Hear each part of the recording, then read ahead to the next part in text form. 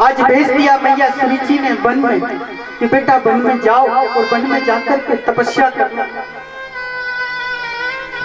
5 वर्ष के हैं ध्रुव जी महाराज, जा रहे हैं वन में। जैसे ही जाने लगे पूछा मैया मैं वन में जाऊंगा तो पहचानूंगा कैसे यही भगवान है और परमात्मा कहाँ मिले? कहा बेटा उस परम पिता परमात्मा को कहीं ढूंढने की आवश्यकता नहीं है। बोले तो कहाँ मिलेंगे? कहा बेटा इस सृष्टि के प्रत्येक कण कण में वह परमात्मा विराजमान है। आज चले हैं महाराज ध्रुव जी महाराज।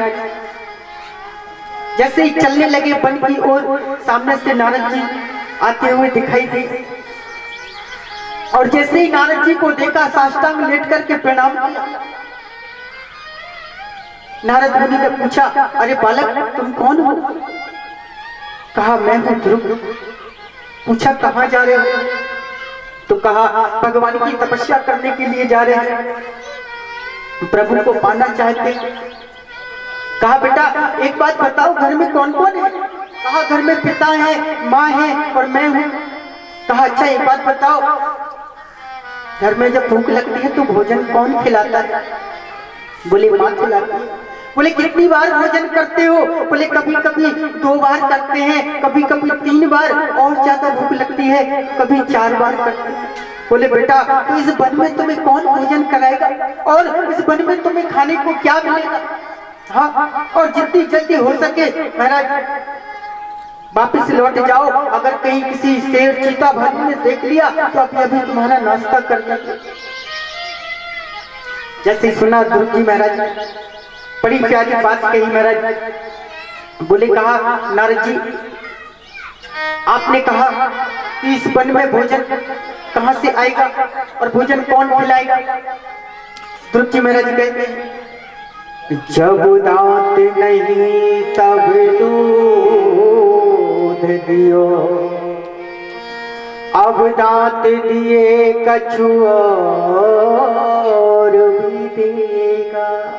इतनी प्यारी बात कही देखो ध्रुव जी महाराज ने। 5 वर्ष के थे ध्रुव जी।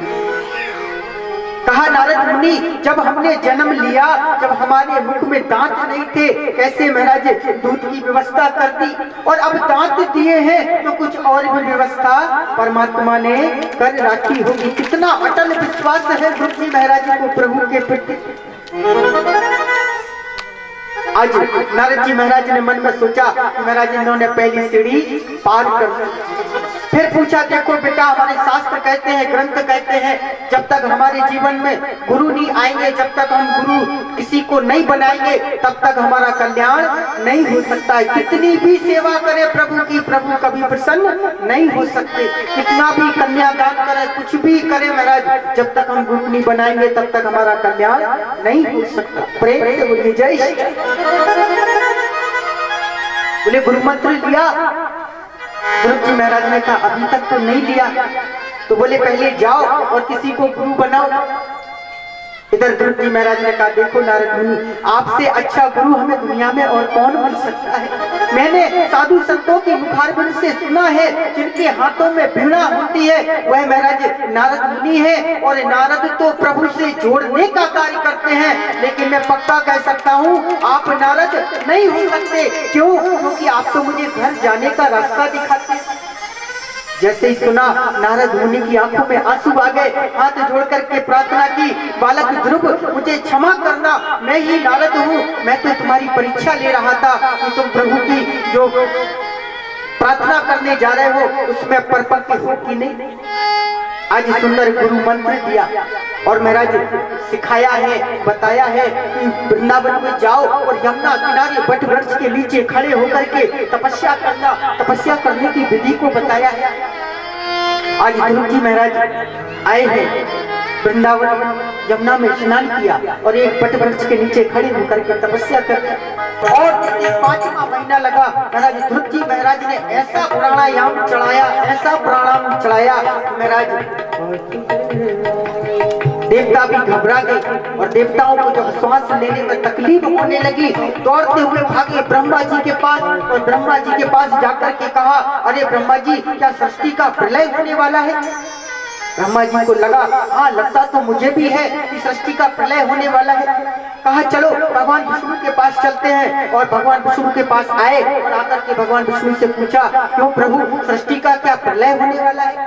भगवान विष्णु ने कहा नहीं, मेरा एक 5 वर्ष का नन्हा सा भक्त है, मेरी तपस्या कर रहा है, उसने ऐसा प्राणायाम चढ़ाया कि अपनी श्वास को रोक दिया है कंठ में, अभी जाकर के उसको दर्शन देता हूँ और आपकी जो प्राण वायु है पुनः चलने लगेगी। प्रभु आए और आकर के ध्रुव जी महाराज के सामने खड़े हो गए। जैसे ही ध्रुव जी महाराज के सामने खड़े हुए, ध्रुव जी महाराज आंखें बंद किए हुए प्रभु की तपस्या कर रहे हैं और अंदर आत्मा में प्रभु का दर्शन कर रहे हैं। अब ना प्रभु कुछ कहते हैं ना ध्रुव जी महाराज कुछ कहते हैं। प्रभु ने कहा कैसा भगत है, मेरे लिए तपस्या कर रहा है और मैं सामने आ गया, अपनी आंख को नहीं खोलता। प्रभु ने आंख बंद की, अच्छा अंदर आत्मा में मेरे चतुर्भुज रूप का दर्शन कर लिया। प्रभु ने अपनी आकृति को जैसे अंतर ध्यान किया और ध्रुव जी महाराज ने छटपटा के आंखें खोली। क्या देखते हैं, जिस झांकी का हृदयांगम अंदर दर्शन कर रहे थे वही झांकी ध्रुव जी महाराज के सामने खड़ी हुई है और देवताओं ने पुष्पों की वृष्टि कर। अब प्रभु ध्रुव जी महाराज को देख करके मंद मंद मुस्कुरा रहे हैं और ध्रुव जी महाराज प्रभु को देख करके मंद मंद मुस्कुरा रहे हैं। ना ध्रुव जी कुछ कहते हैं ना प्रभु कुछ कहते हैं। अब ध्रुव जी मन में सोच रहे हैं मैया ने ये तो सिखाया ही नहीं कि जब भगवान दर्शन देंगे तो उनकी स्तुति कैसे गाएंगे, कैसे उनकी प्रार्थना करेंगे, कैसे वंदना करेंगे।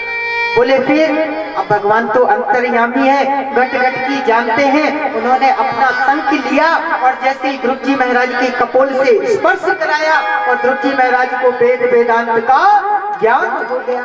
सुंदर हाथ जोड़ करके स्तुति की महाराज, ध्रुव स्तुति है। आज प्रभु ने कहा बेटा ध्रुव हम आपकी तपस्या से बहुत प्रसन्न हैं, कोई ना कोई वरदान मांग लो। ध्रुव जी महाराज ने कहा प्रभु क्या मांगना है, बस यही दे दो कि आपकी भक्ति निरंतर दिन और रात चौगनी बढ़ती रहे। कहा नहीं बेटा ध्रुव, जिसके लिए तूने तपस्या की पहले जाओ और जाकर के 36,000 वर्ष तक राज सिंहासन पर राज्य करो, इसके बाद आप मेरे परम पद को प्राप्त हो। कथा आती है ध्रुव जी महाराज ने 36,000 वर्ष तक महाराज राज्य किया और 36,000 वर्ष राज्य करने के बाद महाराज प्रभु के परम पद धाम को प्राप्त। जैसे ही ध्रुव जी महाराज को लेने के लिए भगवान के पार्षद आए तो सामने एक देवी जी आकर के खड़ी हो गई। ध्रुव जी महाराज ने पूछा आप कौन है। बोले महाराज मैं मृत्यु देवी हूँ, इस मृत्यु लोक में जब तक जीव मुझे स्पर्श नहीं करे तब तक जा नहीं सकता। बोले मैं कौन हूँ। बोले आप राजा हैं। बोले पहले आप मुझे प्रणाम करो। जैसी मृत्यु देवी ने प्रणाम करने के लिए अपना शीश झुकाया, ध्रुव जी महाराज ने एक पैर मृत्यु देवी के सिर पर रखा और दूसरा पैर कहाँ रखा, सीधे विमान में रखा और सारा शरीर भगवान के परम पद प्राप्त हुए। जैसे ही जाने लगे भगवान के धाम को, ध्रुव जी महाराज की आंखों से अश्रुधारा बही चली। पार्षद ने पूछा बेटा ध्रुव तुम तो भगवान के परम पद धाम को जा रहे हो और तुम्हारी आंखों में आंसू। ध्रुव जी ने रोते हुए सुर में कहा जिन परम पिता परमात्मा की वजह से, जिन माता पिता की वजह से मुझे ये परम पद प्राप्त हुआ, काश वो भी हमारे साथ होते। कहा बेटा ध्रुव अपनी गर्दन को ऊपर उठा करके देखो। जैसे ध्रुव जी ने दृष्टि ऊपर डाली, क्या देखा कि ध्रुव जी के विमान के ऊपर एक और विमान है, उसमें उत्तानपाद जी महाराज है, मैया सुनीति है और मैया सुरुचि है और उत्तम जी महाराज है। पार्षद कहते हैं बेटा ध्रुव जिस कुल में तुम जैसा बालक जन्म लेता है भगवान उसकी 21 पीढ़ी तार देते हैं। प्रेम से बोलिए जय श्री राधा। सब्सक्राइब करें ध्रुव कृष्ण जी के YouTube चैनल को और हमारे वीडियोस को सबसे पहले देखने के लिए बेल आइकन को दबाना न भूलें।